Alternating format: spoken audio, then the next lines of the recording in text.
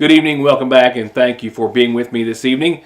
On tonight's program, a fatal auto accident here in McGoffin County, night before last. An update on a sentencing yesterday in McGoffin County Court related to one of the many ongoing cases of people being charged with sexual-related crimes against children. This one netting well more than 20 years behind bars.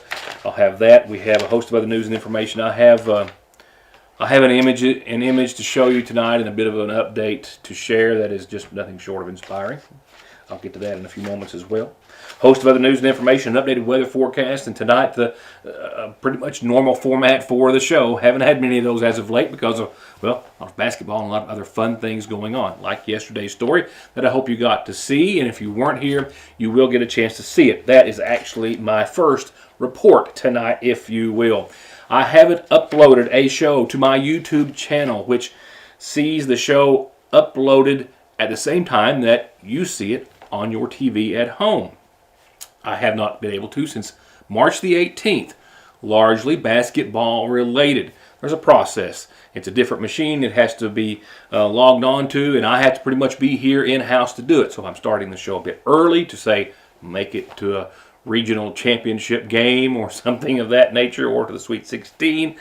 Well, it doesn't get done, and all of those shows are still on my hard drive, and starting in the morning they will start to be posted to my YouTube channel once and for all. And I want to also say that I've spent some time today kind of organizing and customizing my YouTube channel to make it so much easier than what it has been for my nearly 2,000 subscribers or so to find the most recent programming or any other show they're looking for. Go to youtube.com, type in Ritt Mortimer. Your News Today. Ritt Mortimer is the actual name of the channel. And as soon as you do, it'll pull up a lot of just my postings from other times. But at the top of it, you just select the actual page itself by clicking on Your News Today by Ritt Mortimer, and it takes you to my actual YouTube page. And now, very cleanly and instantly compared to what I did have, all of my past live streams, the most recent, will pop up. Well, not necessarily all. It keeps on the front here about the most recent 7. So you can see at any time the last 7 shows. If you click on the live section or category, then it takes you to all of the live shows. My programs are considered to be lives and not videos because when I post them, I'm doing so live as it's being aired over Foothills Communications and Howard's cable. So that's why it's considered live under the live category rather than videos. And the easiest thing to do is just click that black subscribe button after you get there, and that way you always know when one has been posted. And starting in the morning, I'll be posting a backlog of a lot of great news and a lot of great basketball stories that have been piling up or adding up since or for the last couple of weeks. Again, if you can, click that subscribe button. It's good for me and adds to my subscriber list, but it also, if you so choose, gives you a notice when, of course, I've got a show being posted.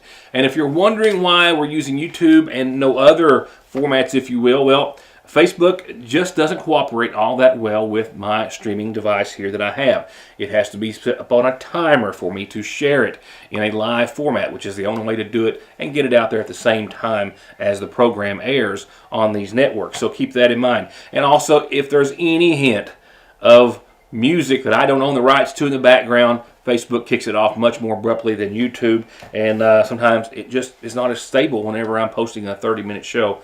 A lot of times I had problems with it the last time. It would just get kicked off. YouTube has been much more stable, so I hope that I've made it a little bit more easy for you to access, and I hope that you get to watch Your News Today any time you so choose or from wherever you are. And to all those folks who do watch in so many other parts of this country and elsewhere, or go back to rewatch the show, thank you as well for being a part of this program.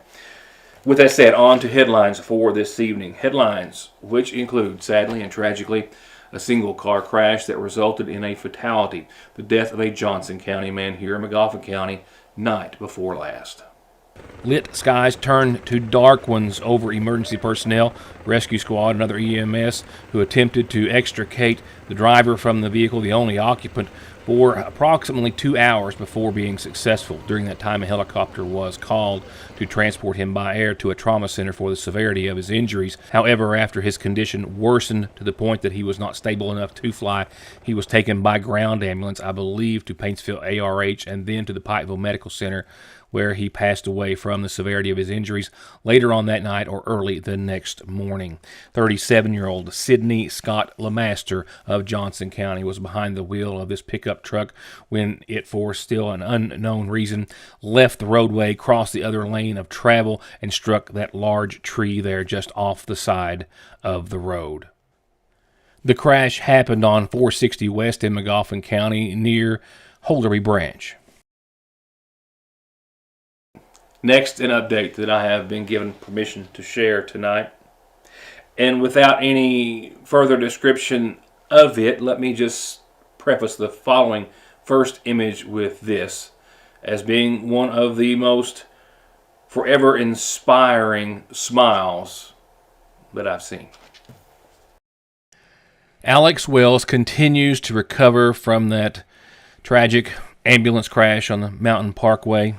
On March the 3rd, the lifeguard ambulance, of which she was an EMT in the back as they were transporting a patient from Pikeville to the Lexington area when the lifeguard ambulance struck the guardrail and overturned. She suffered serious, life-threatening injuries. The patient, of course, was pronounced, as we reported earlier, dead at the scene, a lady in her 60s from Elkhorn City. The driver was released after being taken to the hospital, suffering serious injuries as well. As for Alex, it has been a long road for her. She will remain paralyzed from her chest down. She has full function of her arms and that smile, which she has been wearing for quite some time. Again, serving as an inspiration, I believe, to anyone who is undergoing anything of such magnitude. Her family today tells me that she has just been taken from the UK Medical Center, where she has been since the crash, to Atlanta, to the Shepherd Center. Accompanied by her fiancé Hunter, she will spend the better part of the summer at the Shepherd Center for rehabilitation. We hope you will join us in wishing her well. I'll be right back. Someone dies in the U.S. every 7 minutes from an overdose, and over half of the population gets or takes pills from a friend or a relative. And about 46 million and counting are exposed to narcotics in their drinking water. So don't toss them, flush them, or leave them lying around. Safely dispose of your unneeded meds anytime at Parkway Pharmacy, where you can always talk to a pharmacist when you need one. I believe in Kentucky. I believe in Kentucky. I believe in small-town values. And Mom and Dad and the things they handed down. I believe some of the best people in the world are farmers. I believe in insurance that protects families, homes, and cars. I believe in always finding a way to do what you love. I am Kentucky. I am Kentucky. I am Kentucky. Atrial fibrillation is one of the more common rhythms we see. AFib is an arrhythmia of the heart where the top part of the heart is beating erratically and out of sync with the bottom part of the heart. The electrophysiology service is made up of a team of healthcare providers, and that includes an electrophysiology lab where we're able to do procedures to help repair heart rhythm problems. When a patient becomes heart rhythm free, it can really restore their life. ARH, more for Appalachia. You've seen the forecast, right? You know what season it is, so it is time to get ready. With New Year deals that are worth up to $200 off a new set of tires, and get your car running like new with only a $35 state-of-the-art computer diagnosis, and save all the payments for later with 6 months same as cash at Conley Tire and ConleyTire.net.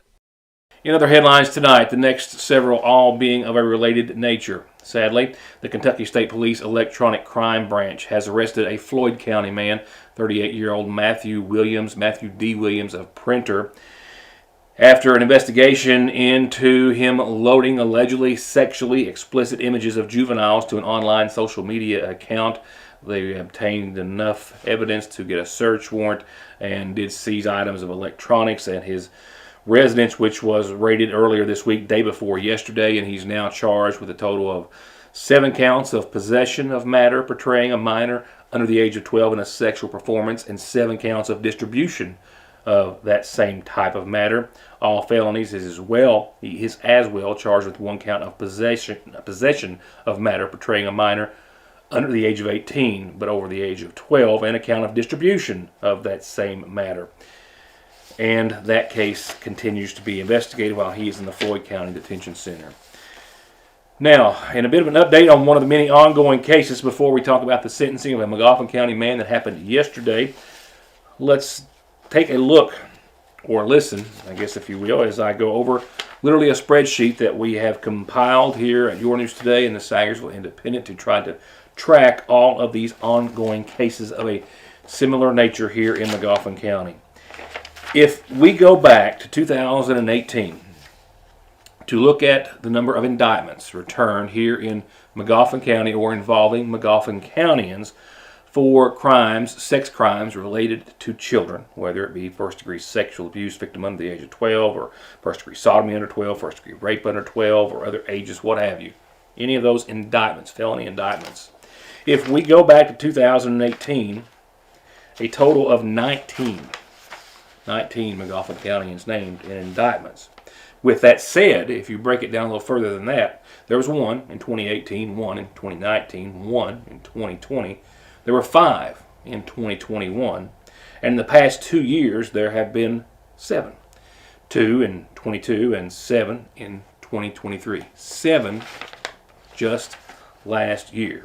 So in the past 2 years, we have a total of 9 people, 10 indictments, as 1 has been indicted for similar charges in 2 separate counties. 9 people indicted since March, this month of 2022 here in Magoffin County. That is in addition to the cases where individuals have been charged but not indicted with similar crimes, and 2 others which are under investigation, both of those former employees in the Magoffin County school system.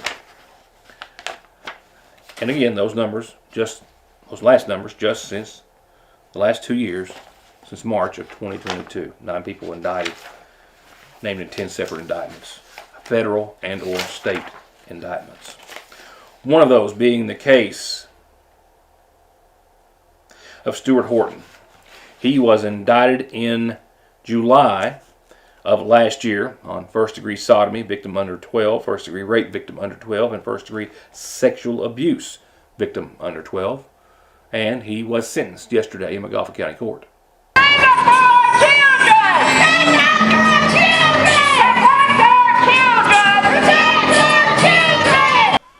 Horton's is just one of many which has the attention of a group of local individuals who are continuing to show their support, with their voices being loudly heard in downtown Sagersville on each and every court appearance of all those who are facing similar charges. Their support for a system in which they hope justice will be served. According to our initial report here at Your News Today and in the Sagersville Independent, the Kentucky State Police on Post 9 had opened an investigation into now 31-year-old Stuart Horton. And throughout that investigation, he was asked to come to the post in Pike County to complete a polygraph session, which he voluntarily attended. Police, however, said that once the session was done, he became very apologetic and confessed to the alleged events that happened between him and the juvenile. Horton reportedly went on to disclose the events in depth, according to their reports, and the juvenile was initially around 8 or 9 years of age when the sexual acts occurred, lasting until 2021. While yesterday in Magoffin County Court, under mediation between attorneys representing Horton and, of course, the Commonwealth, the two sides reached a plea agreement of 20 years in prison for the charge of sodomy in the first degree, victim under the age of 12, 20 years in prison for the second charge of rape in the first degree, victim under the age of 12. Those 2 charges or counts to run concurrently, and 7 years in prison on the third charge of sexual abuse in the first degree, victim under the age of 12, meaning he will serve the 2 20-year sentences together. The 7-year sentence will go consecutively for a total of 27 years in prison to serve for the 3 charges. He will also have to undergo sexual offender evaluation and follow through with recommended treatment and be a lifetime sexual offender registrant and have 5 years of conditional discharge and no contact with the victim. Going on, it's been a minute since I've had a community calendar, some other announcements and the like, so let me gather those and we'll get back to that normalcy for the program in just a few seconds, and taking a closer look as well at your Easter, Good Friday, and Easter weekend forecast. I'll be right back.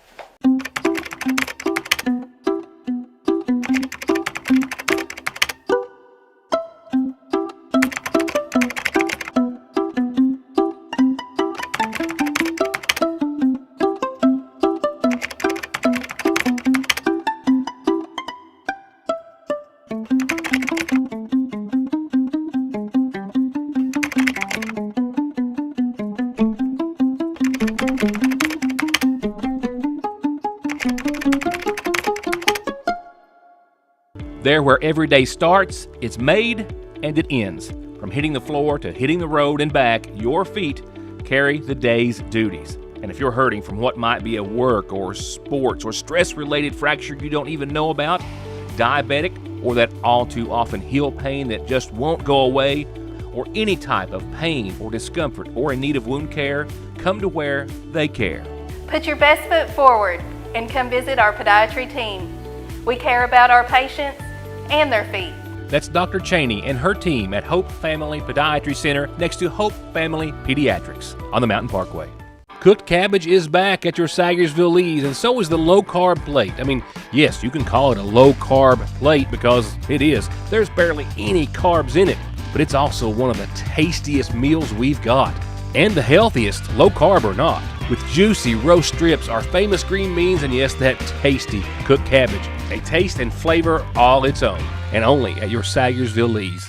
Sagersville National Bank hopes to help you start the new year with financial freedom and peace of mind. From new services like Apple and Google Pay with your debit card, to their more than century of being dedicated to being your personal or business banking institution, they're here for you, with digital, phone, or in-person banking at both locations. Yes, it's been a minute since we've had a community calendar brought to you by McGoffin Farm Bureau. We'll begin tonight. I'm so happy to do so with a happy birthday wish to Benny Atkins. Happy 81st birthday with a lot of love from a lot of family and a lot of friends. 81st birthday wishes to Benny Atkins tonight. Happy, the happiest of birthdays to you. A lot going on our community calendar. I can't believe it's Easter. I mean, it's a little early this year, it may be by a few days, but nevertheless, it's still here. And the Royalton Community Council has one of their biggest, if not the biggest, Easter festival ever. Thousands and thousands of eggs, 16 bikes to give away, games, train rides, and more. And it is all this Saturday, which is, of course, the Saturday before Easter, 11 till 2, at the Half Mountain Battlefield Park. There, of course, next to South McGoffin Elementary. An Easter egg hunt, games, a free lunch, bunch of bikes to give away, and thousands of eggs to find. The McGoffin County countywide cleanup starts next week. The first week of April will be for those of you who live in District 1. District 2, April 8th through the 12th, and District 3, the 15th through the 19th. And, of course, you know the normal rules, no hazardous waste, no construction debris, and the like. Free soil testing is wrapping up this week at the McGoffin County Extension Service for your garden, your pasture, and or your lawn. Great way to find out what you've got going on or not going on, not growing. 349-3216, and you just got a day or so left. I mean, literally a day or so left.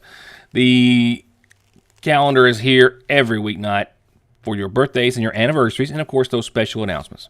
And it's as simple as getting that information to me any way you can. Funeral service announcements brought to you tonight by the McGoffin County Funeral Home begin with services still pending for 44-year-old Herbert Hoover Hall of T-Berry, Kentucky.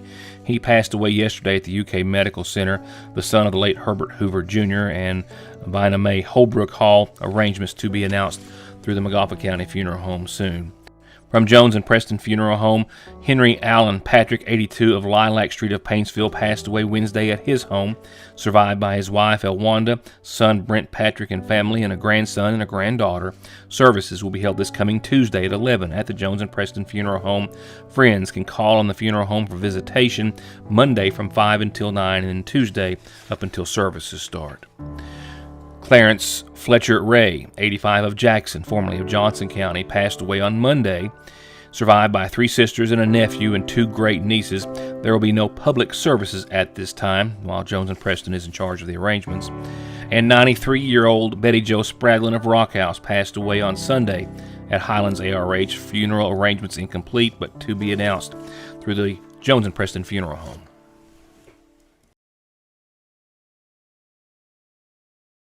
Regardless of what season it is, you can always find fan favorites of the Ville, Salyersville, at the seasonal shop. For the dudes, Duke and Cannon, Turn Rose, and more.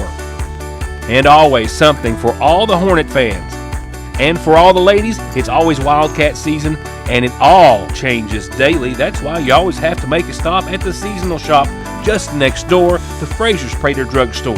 The best place for all your prescription, over-the-counter, and Radio Shack needs, with some of the very best hometown lunch specials and treats. They're a pair like you can find nowhere else but in Salyersville. Now let's go to the weather, where we are going down from a 63-degree day earlier, and I don't think it felt 63 very often. If you could find a patch where there wasn't any winds blowing, I clocked a 22-mile-per-hour gust earlier today. Right now out of the east at about 2 miles per hour, but we're at 59 right now and falling. And humidity around 29%. Sunrise and sunset 30 minutes apart. 7:23 in the a.m. and 7:53 in the p.m. That's getting close to an 8 o'clock sunset. And, of course, we'll roll right on past that.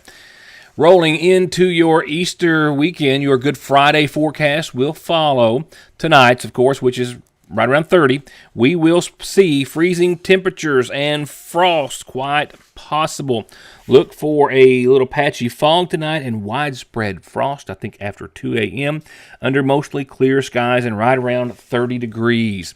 For your tomorrow, 68 and 41, frost and sunny, as that frost will linger into your early morning hours, but we should be close to 68 or 69 for your Good Friday, and well above freezing tomorrow night at 41. For your Easter weekend, Saturday, we warm up as we do Sunday, but there had to be a but in there. 74-52, your high and your low on Saturday. During the day Saturday, about a 20% chance of some rain. Partly sunny skies, mind you. Breezy, 28-mile-per-hour gust out of the southwest over the course of your Saturday. Breezy still Saturday night, still holding on to 20-mile-per-hour gust possible. And about a 30% chance of some rain and thunderstorms throughout your Saturday night. Your Sunday, pretty steady still. 30% chance of some showers and storms. I think we'll see partly sunny skies again both days, but we'll see breezy conditions, and we will see more so on your Saturday. But Sunday as well, a 30% chance of showers and storms, partly sunny, mid-70s. So the temperature will be nice. If we can just stay away from the winds and the storms and a few showers, should be a nice day for your Easter Sunday, by and large. Monday of next week, not so much. 76-56, mostly cloudy and a really good shot of showers and storms at 60%. A likelihood even again on your Tuesday at 80%. Still holding on to the mid-70s. And we're not out of the woods yet. We will drop 25 degrees off of your daytime high, chop it right off the top, and go from 76 Monday and Tuesday to 51 Wednesday, and recover only to the mid-50s by this time next week. Mind you, with a little sun, but still some leftover showers and storms on your Wednesday, and breezy conditions, although dry, for Thursday of next week. A little bit, I won't say a little bit of everything, but we're running a pretty good gamut there as far as the forecast is concerned, as far as conditions and temperatures changing. But it is Kentucky, and it's early spring, and it is to be expected. Regardless, I'm already going to wish you, and I'll do it again tomorrow, but an early happy Easter weekend. And that's going to wrap it up for this Thursday. Thank you for being a part of the program. And a quick reminder, just in case you missed the very first part of the show, just to summarize, I haven't posted anything to my YouTube channel, none of my programming since the 18th. Been a lot of traveling, been a lot of basketball, a lot of things I just couldn't do all at once. But starting tomorrow, I will one at a time be posting those over the course of tomorrow. Hopefully get them all done tomorrow before the weekend. You'll be able to go back and see a lot of great stories either for the first time if you don't live here in the viewing area, or for as many times as you like if you do. We've got a lot of basketball, a lot of regional basketball stories that I've done in there. Trips to the Sweet 16, the wonderful ribbon cutting ceremony at the Magoffin County Career Tech Center yesterday, and a lot of other important news that I would caught up on my YouTube channel tomorrow, which I did, as I said earlier, go through and customize earlier today and make it much easier. It's now as simple as just searching Ritt Mortimer or Your News Today Ritt Mortimer on YouTube and finding my page. The most recent shows will pop up, and you can also, of course, navigate through there and find all those beyond the past couple of weeks if you so choose, or would need to go back and see something else. With that said, thank you for being a part of the show, and I'll see you tomorrow on Good Friday.